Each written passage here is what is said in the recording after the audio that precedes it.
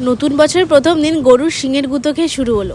পয়লা বৈশাখে প্রতি বছর আমাদের কাম্মা কাকুর বাড়িতে নিমন্ত্রণ থাকে, ওদের গণেশ পুজো হয় এই দিন। বাট সকালে কিছু কাজ থাকায় যাওয়া হয়নি, একটু বেলার দিকেই যাচ্ছি। এখানে রেডি হচ্ছি।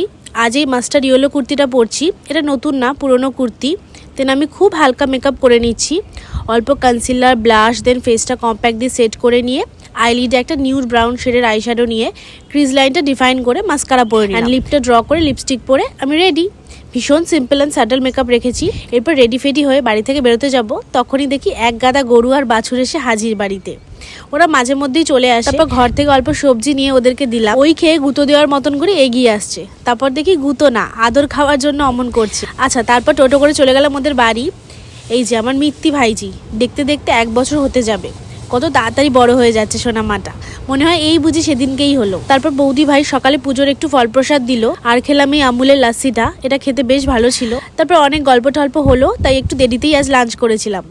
লাঞ্চের মেনুতে ছিল ভাত, ভেজ মুগ ডাল, আলু ভাজা, মাছ ভাজা, মাটন কষা, চাটনি আর 2-3 রকমের মিষ্টি। এত কিছু খেয়ে আর নড়া যাচ্ছিল না। তারপর বিকেলের পরে একটু ঘুরতে বেরিয়েছিলাম, সেখানে আবার প্যান ফ্রাইড চিজ মোমো খেলাম, এটা আমার বেস্ট লাগে। পয়লা বৈশাখে আর কিছু হোক না হোক, খাওয়া দাওয়াটা জম্পেস হয়েছিল।